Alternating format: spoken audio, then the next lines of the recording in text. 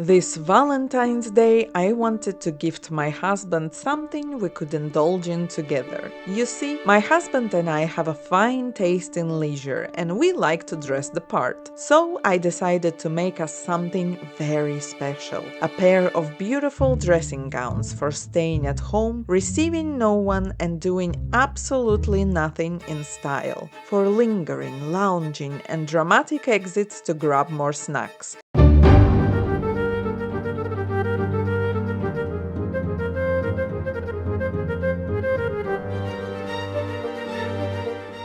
Before the sewing can begin, there is fabric to prepare and pattern pieces to cut. And while my assistants and I take care of that, let's talk design. The main inspiration for these robes is Victorian tea gowns, late 19th century garments worn exclusively at home, yet designed to be unapologetically dramatic. For my designs, that meant oversized sleeves, rich fabrics, and plenty of trimmings. For both robes, I drafted the patterns from a code I made a couple years ago. I already knew that the pattern worked well on the body, so it felt like a solid starting point. Building on that base, my robe featured multiple princess panels, a very full skirt with a dramatic flare enhanced by a large box pleat at the back, a small train, and exaggerated leg of mutton sleeves. It's intentionally over the top. His robe, by contrast, is a little more reserved, structured and elegant, with fewer panels and less volume, giving it a more tailored and composed silhouette. For the main body of the robes, I chose jacquard fabrics for their texture and richness. They have a slightly old-world quality that felt right for this project.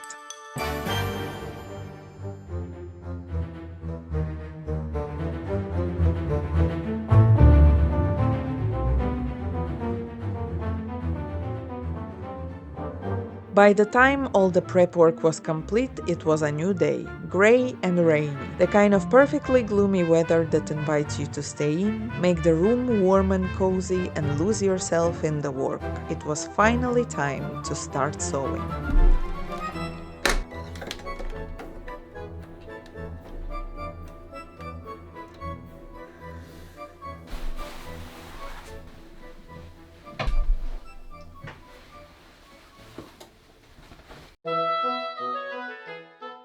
At the center back here, I have designed this big beautiful box pleat, and in order to stitch it, I am going to take my pattern master and chalk, and I am going to mark the seam line so that I can make really precise stitches, and repeat the same step on the other side. I am now going to stitch the center back up to this point that we just marked, and I'll see you at the ironing board. Here we have our notch that we made on our pattern, indicating where we need to fold. So all we really need to do is open up this seam that we just stitched and press.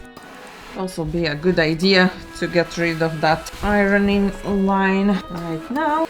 Now it is pressed and ready to be stitched, which we'll be doing on either side from here to the end.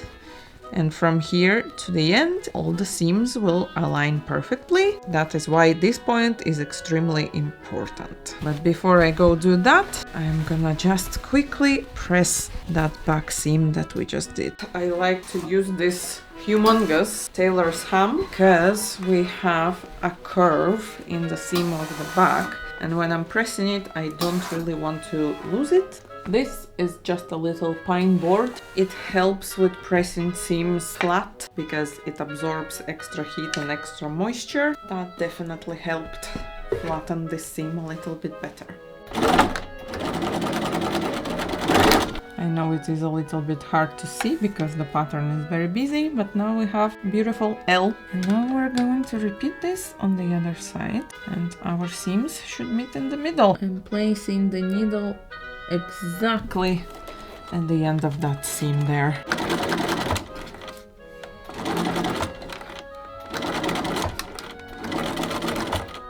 Now it looks like one continuous seam over here.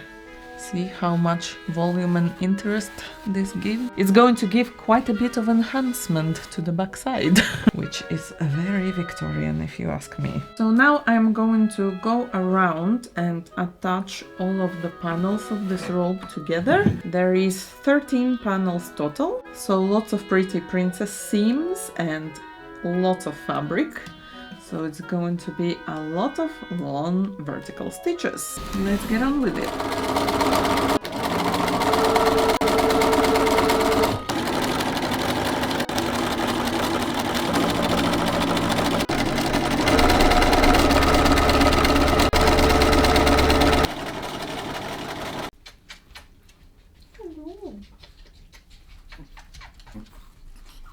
Oh my gosh, everyone is here. Let me show you.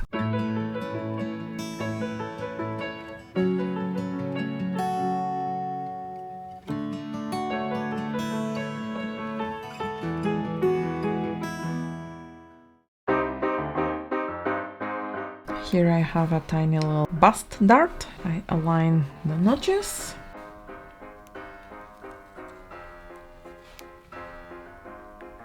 Peel the fabric, make sure it lies flat.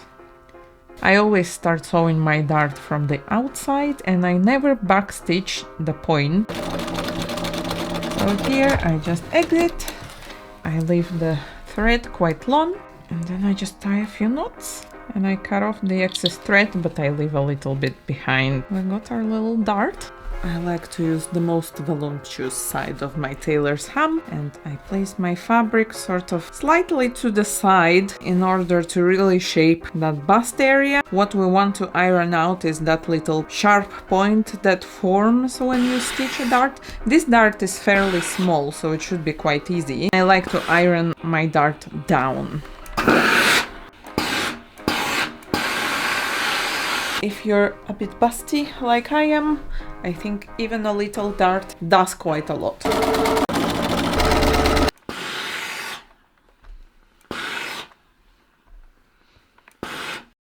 Both robes are getting pockets, of course. I'm placing them in the side seams. I like to attach one side of the pocket bag to the front panel and the other to the back panel first. On the front side, I understitch it like a facing, pushing the seam allowance to one side, flipping the pocket bag over and sewing just a couple of millimeters away from the seam line, catching the allowance underneath.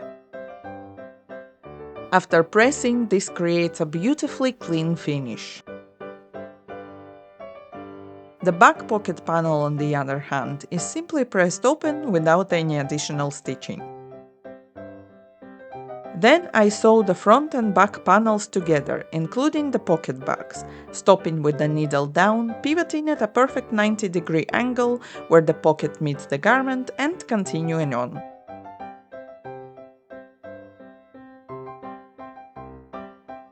And just like that, perfectly integrated pockets. It's so easy.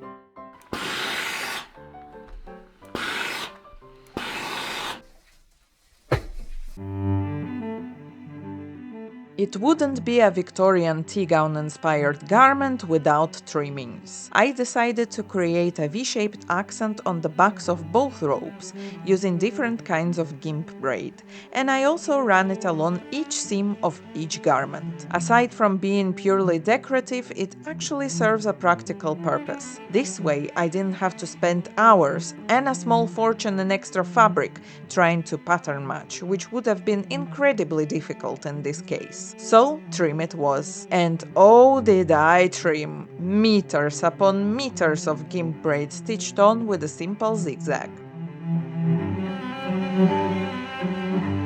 Finally, I was able to try the robe on for the first time, and needless to say, I was rather pleased with myself. On my own robe, I also added V-shaped accents to the sleeve hems, just to carry that detail through. I had something else in mind for his robe. We ran out of bottom thread, every sewist's favorite thing.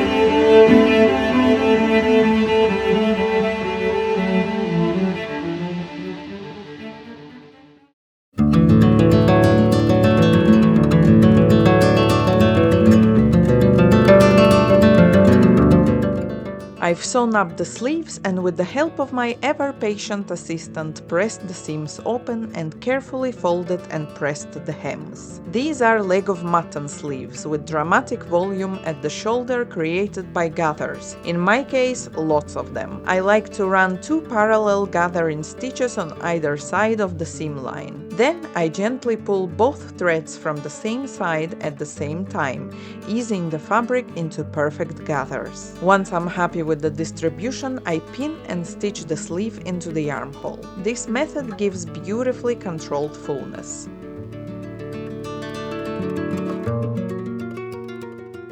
Only after I've double-checked that everything is sitting exactly as it should do, I remove the gathering stitches.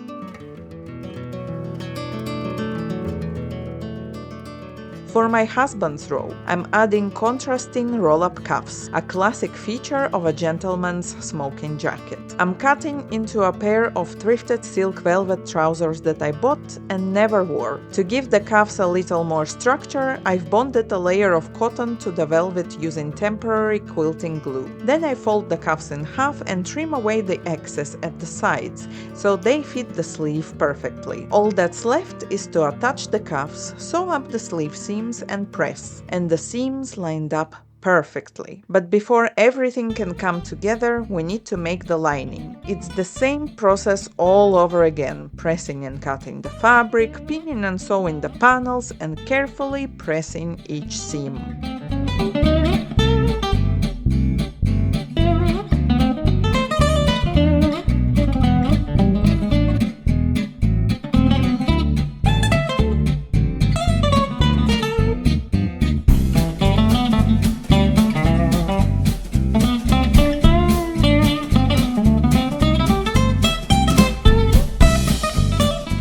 So I have this beautiful vintage silk velvet devore scarf left from another project that you will be seeing soon, and I am going to make collar embellishment out of it. So I made a little pattern of my shawl collar that's a little bit oversized. I have already cut out the first piece.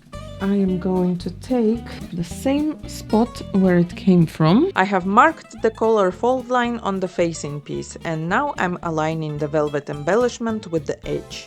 The seam allowance on the velvet has already been pressed under. I match it precisely to the fold line, flip it over, pin it into place, and stitch in the ditch so the seam disappears completely. I gently touch the edge with the iron first, but then I flip the piece over onto a scrap of velvet and press it that way. This prevents the pile from being crushed. Now it's time to attach the facing to the main body. I pin and sew along the entire outer edge as usual. This is where things are about to get interesting. There's a little trick with the understitching that allows the shawl collar to fold back properly and holds its shape. Up to the collar point, I understitch on the facing side. Notch the seam allowance, switch and understitch on the main body side instead. This subtle change makes all the difference. It creates beautifully clean edges and ensures the collar rolls exactly where it's meant to.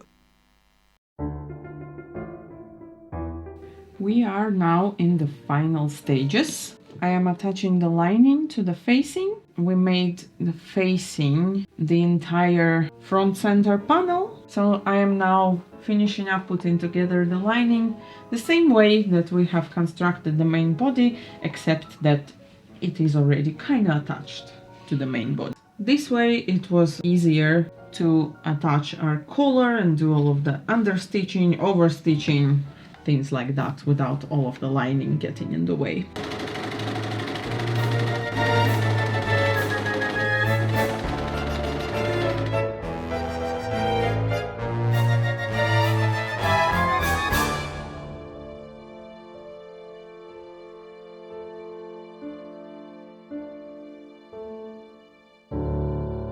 Attaching the lining to the bottom of the sleeve can be a little bit tricky. Let me show you how to do it and not mess up. Trust me, I've messed up enough times. First, what you want to do is put your arm in the sleeve, and make sure that the lining inside isn't twisted, because if it is, you can stitch it that way and then you can't wear your garment. And you'd want to match up the seams, but in a way, as I'm gonna sew it later, right sides together. I'm just gonna secure it with a pin for now. So here's how we're looking. I want to go in between the lining and the main fabric, all the way into the sleeve. Grab that pin that we just did,